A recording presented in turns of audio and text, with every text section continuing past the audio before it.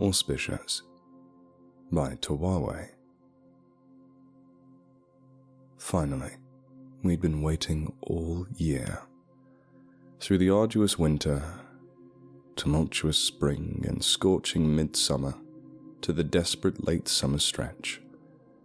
Around this time every year, my wife, Kate, and I, along with a few friends of ours, all go up to my friend Tom's cottage. It was the perfect time of year. The days were long, the nights were warm, and the bugs were damn near non-existent. For reasons I won't get into, most of us hadn't seen each other since almost the last trip. It was a balm to see each other again. In total, it would be Kate, Crystal, and her elderly pooch Duke, Dennis, Tom, Kurt, and I. Normally our friend Evan would join us. It was always a pleasure to have him with us, as he was always down for a long and action-packed night. Unfortunately, he was still away, tree planting far out west, which he did for most of the summer. Nonetheless, we were all super excited to get together and let loose before the trees began to turn and the air began to chill.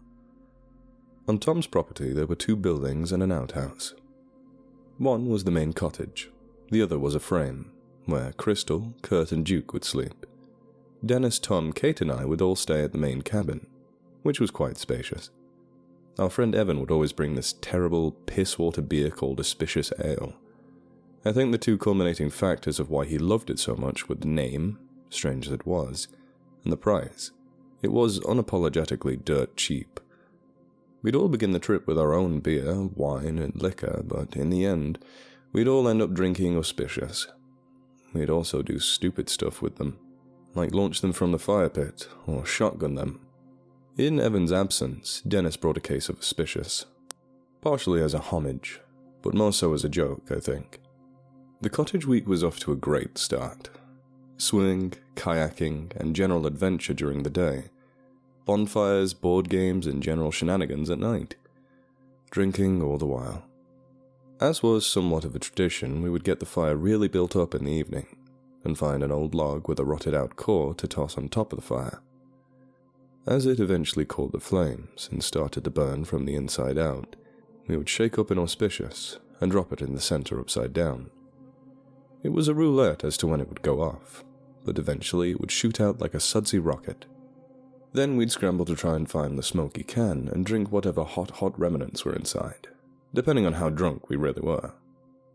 This time there was enough for Dennis, Tom, and I, and we taped the ceremonial drinking of the smoky Auspicious.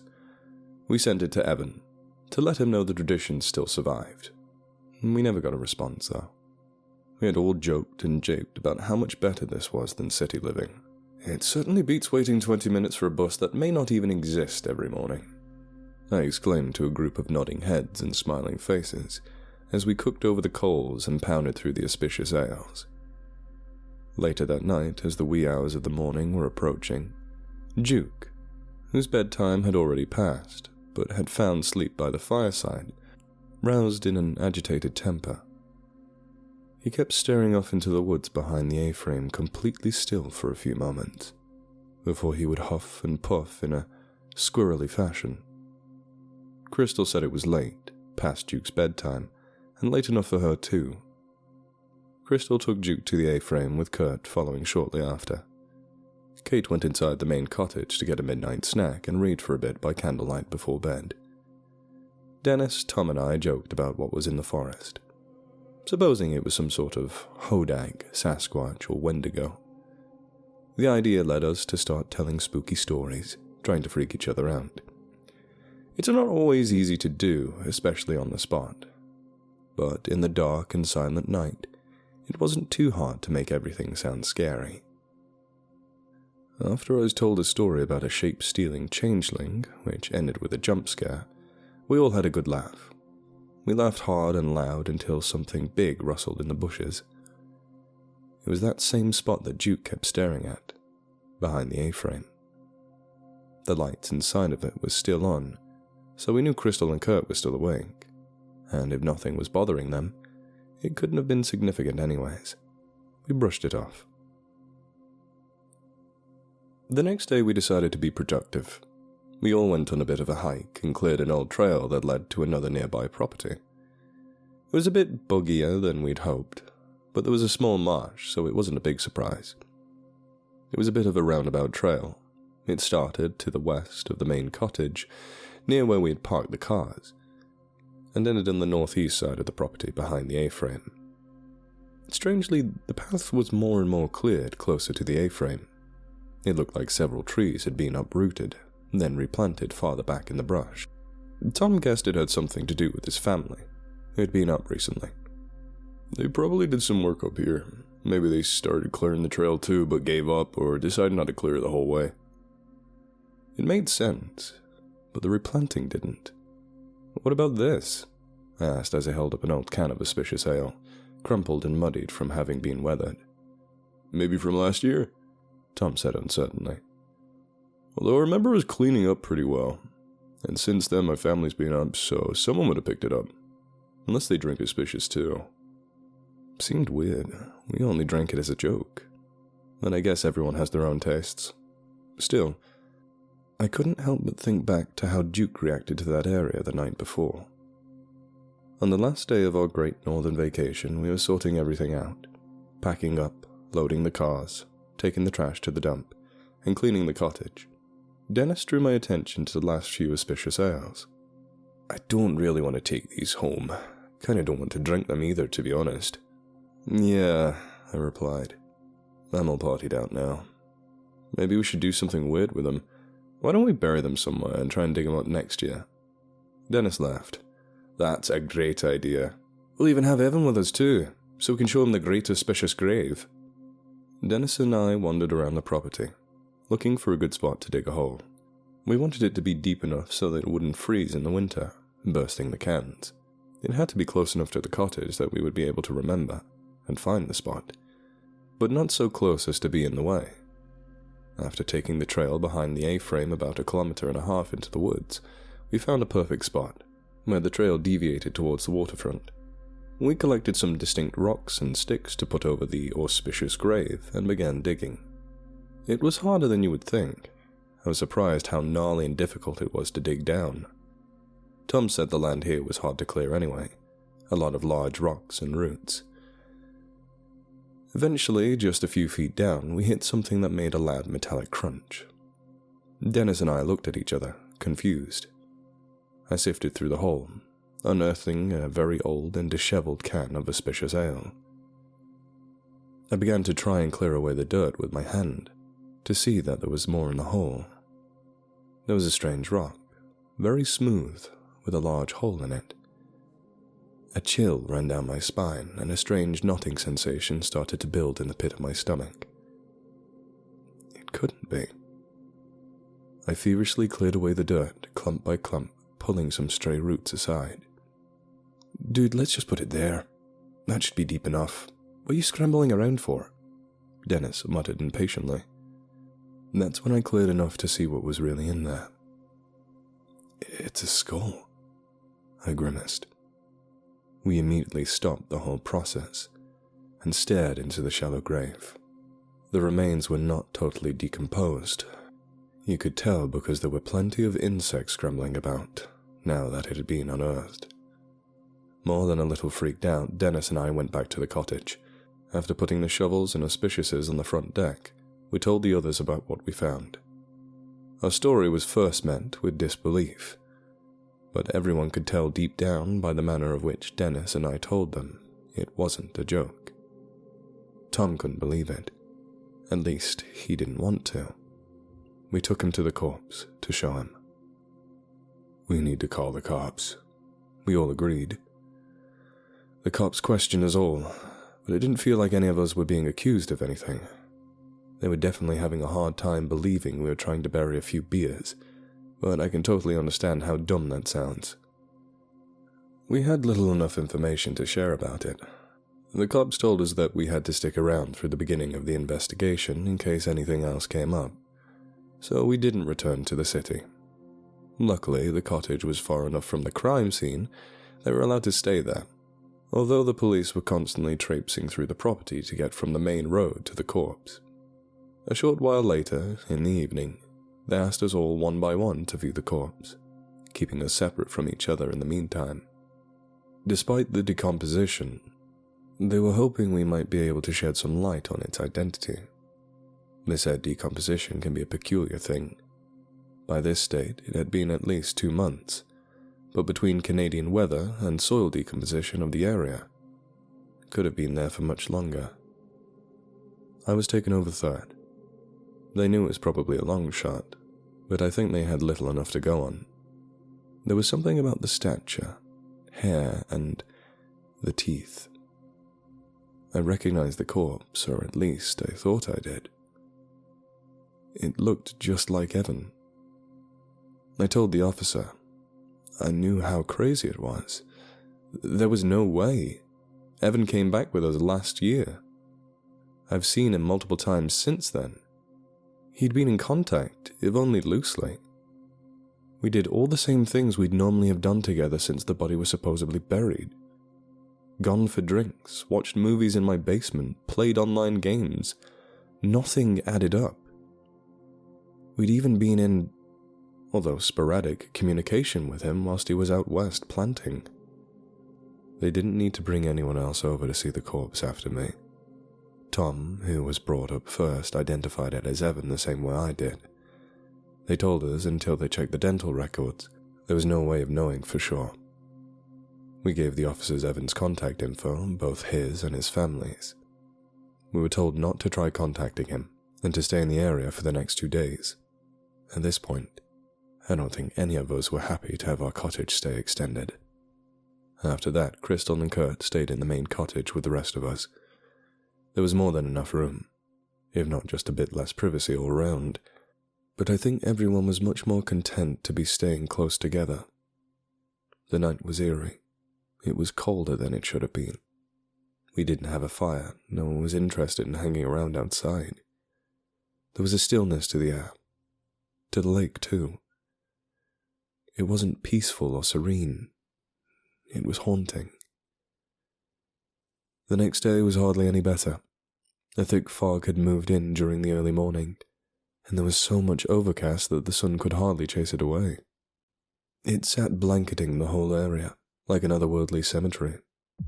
All of us were torn halfway between being in shock and completely lost in our thoughts. How could that have been Evan? There was no way. Despite all the partying we had previously done, we knew we weren't going home anytime soon. We had all spoken fairly little. The meals we had were uninspired and listless. Highly irregular for Kurt, Kate, and I, who did most of the cooking. Everything we did felt like we were merely going through the motions. Some of us, myself included, found ourselves overindulging in the remaining alcohol we had. Perhaps to try to avoid the issue. Perhaps as just something to keep ourselves occupied. No matter. It led us to trying to call Evan eventually, despite what the cops had told us. No answer. We called him several times that night with no luck. I sent him a few texts, hoping that he'd see them soon and explain that he was fine, just out in the boonies with no reception for the past week. It wouldn't have been uncommon whilst he was off planting, I rationalized to myself. It was early in the evening of the last day we were stuck up there that things started to turn grim. It felt like we hadn't seen the sun all day, and the fog was even thicker. Everyone seemed even more sapped, but we dragged ourselves into action, and had everything packed and ready to go as soon as possible. Crystal stepped out front to take Duke for a nature call, when we heard him starting to go wild. He was barking up a storm, hopping around and freaking out. I'd seen him bark before, but I've never seen him get wild like this. For an old dog, he was as close to being a savage wolf as I'd ever seen. He ran towards the A-frame, pulling the leash out of Crystal's hand. Kurt and I ran outside to see what the commotion was. As soon as Kurt saw Duke running off into the fog, he sprinted off after him, telling Crystal he'd be right back. By this point, we were standing on the wraparound porch of the cottage, yelling for both Kurt and Duke. We were all helplessly scrambled, unsure of what to do, unwilling to get lost in this fog. Duke stumbled back to the front of the cottage after what felt like an eternity later, shivering. The wolf in him was gone, and like the rest of us, he was uneasy. Unlike the rest of us, he'd seen something in the fog. We expected Kurt to come wandering back right behind him, but we weren't so lucky. I felt that same knotting sensation, a growing hole in my stomach eating away at me, telling me it was the last I'd ever see him. Tom was sitting on the couch with his head in his hands. "There's never been fog like this. Not here. Never." Dennis suddenly jumped up in a burst of courage. "I'm going to drive to town and get some help. We'll find Kurt, and then we'll get out of here. To hell with the fog, and to hell with the cops." The rest of us looked at each other, uncertain. As much as we all wanted to be out of this hellscape, there was no way anyone could drive in this. "I know what you're all thinking. I won't make it back, but I have to try. We have to do something." In that, we all agreed. "I'll go with you," I piped up, regretting the offer as soon as it left my lips. "No, I'm taking the risk here. It's not worth any more of us getting lost. You're all better off staying here. See if you can get hold of the local cops in the meantime." Kate had been trying to call them since Kurt first ran off into the fog, but kept losing signal, alternating between using each of our phones with no luck. We stood on the porch as Dennis prepared to dash to where he remembered parking his car. None of us had dared to set foot any further, not without a damn good reason. He turned to the rest of us. "I'll be back in no time. Stay safe." The hole in my stomach grew. I felt it again. I was going to lose another friend. "Don't," I spat out. He ignored me and started jogging off into the fog. We heard a car door open and slam shut. A small relief. Until a huge crash split the silence. Then the alarm on Dennis's car began blaring. Tom started towards the car, but Kate stopped him. "He'll be fine, I'm sure." "And if he's not?" Tom blurted out angrily. "Then you won't be either, if you run headlong into the fog like an idiot." Another huge crash followed, silencing the car for good. 20 minutes had passed since Dennis ran into his car. We never heard the engine start. Hope was failing. "I got through, it's ringing," Kate exclaimed. We sat in surprise, wide-eyed as she turned on the speakerphone. 911, what's your emergency? "Hello? My friends and I are trapped in a cottage west of Bracebridge. 2 of them went out into the fog and gone missing. We need help." "Ma'am, I'm going to redirect you to local law enforcement. Can you please tell me the address of the cottage?" "What's the address?" she yelled to Tom. It's a huge crash, sounding like a tree being felled, could be heard from the distance outside of the cottage. Then the line cut. Tom stopped. We all couldn't believe it. Immediately she tried redialing, but there was no service. Again. In the middle of the long, sleepless night, I was startled by Kate shaking me out of my false sleep. "I heard something in the living room," she said, reaching for the hatchet we decided to keep next to the side of her bed. I grabbed the machete on my side, and we slowly crept out of the first-floor room. It was Tom, standing by the front door, staring out into the fog. We slowly walked up closer to him before he spoke, as if he was expecting us. "We have to go out there after them. I think you should try and get some more rest, dude. We'll sort this all out in the morning." "No!" he snapped. "We need to go now!" I heard the rhythmic tapping of Duke's paw on the wooden floor. Crystal was standing a few feet behind us, staring somberly. "It's obvious we can't go out there. There's something seriously disturbing going on here. It's important we don't lose anyone else." She was right. It was a foolish notion. I'm not even sure what crossed Tom's mind. "We're gonna run out of food eventually. If not before potable water. Would it be better to die a slow death trapped inside, or attempt to find our friends and put an end to all of this?" he retorted. Somehow I didn't feel like he was being truthful. I didn't believe that he really wanted to go out there after Kurt and Dennis. "Why do you really want to go out there, Tom?" I asked, but I was met with silence. He simply put his hand to the top of the glass door, still staring into the fog. "Let's all just sit down for a second. I'll make us some tea or coffee or something." As I reached for his shoulder, he turned around and pushed me back with primal strength. I fell to the floor. I heard Kate scream, "No!" When I looked back up, Tom was gone. The door was ajar. We all sat vacantly around the dining table. We didn't speak. We couldn't even look at each other. We decided to just try and stay inside and hold out until the police came back. What other choice did we really have? After about an hour of silence, I decided to go boil some water for coffee. "What about when Duke has to go to the bathroom again?" said Kay. "We can't go any further than the porch. None of us can," I hastily responded. At this point, it was around 6 a.m. We'd pretty much stayed up all night. Other than Tom running off, it was probably the quietest night there'd been. Almost suspiciously so. I noticed at this point there was an absence of sounds in the forest. No rustling, no birds, not even the sounds of the water lapping gently on the nearby shore. Then, as if answering my thoughts out loud, there was a loud crunch, then creaking.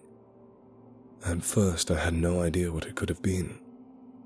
Then the creak grew to a groan, then a crash. It was obviously very close. A tree had fallen, and a damn big one by the sounds of it.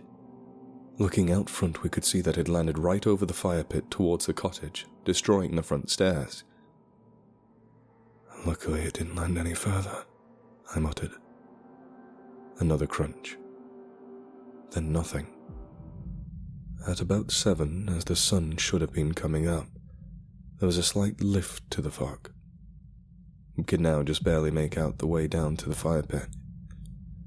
I went to the porch to see if I could make out Dennis's car and see if there was any sign of him. Hey, guys! I heard from the direction of the A-frame. The voice. That was Kurt. Over here! I hollered. Finally, the first bit of good news. The first bit of luck we'd had. Maybe he'd been hiding in the A-frame the whole time and decided to try and make it back to the cottage with the fog clearing up. Guys, where are you? He yelled again. Crystal came running out, tears in her eyes. Until now, she'd done a remarkable job of keeping composure since his disappearance. Kurt, thank God! She almost unintelligibly wailed out as she ran just ahead of me to the edge of the porch. Hey, guys! Guys, where are you? We heard again. Something wasn't quite right. Kurt, over here, man! Where have you been? Follow the sound of my voice! Silence once more. What are you scrambling for? We heard yelled from the same direction. It sounded off, though. It definitely wasn't Kurt. Dennis, is that you? Kate asked back. Stay safe. Silence again. It was definitely Dennis's voice. I don't think it's them, I said softly. We all stared off into the fog in horror. We backed towards the door, not wanting to turn away from the fog. Just as I, the last one, was entering through the doorway, I heard the bone-chilling phrase. Try to dig him up next year. It was what I had said to Dennis before we decided to bury the Auspicious ales. It was in my voice.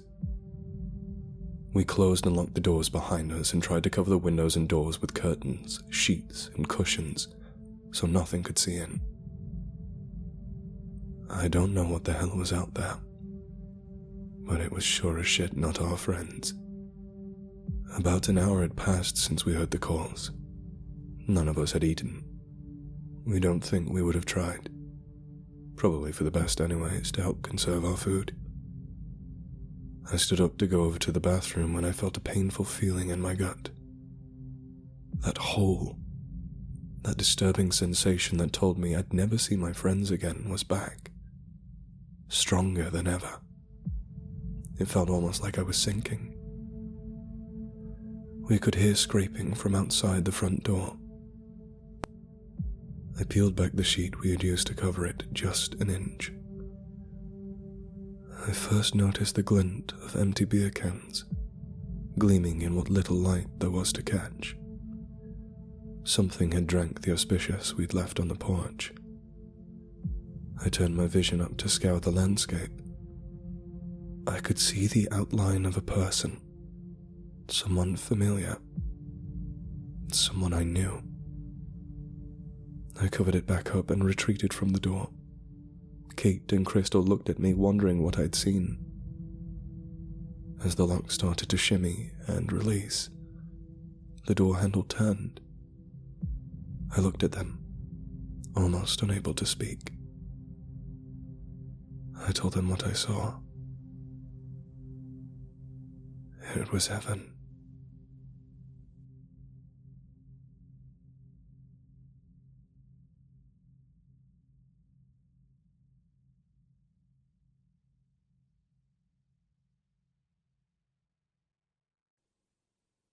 A story written in 2021 in memory of Evan.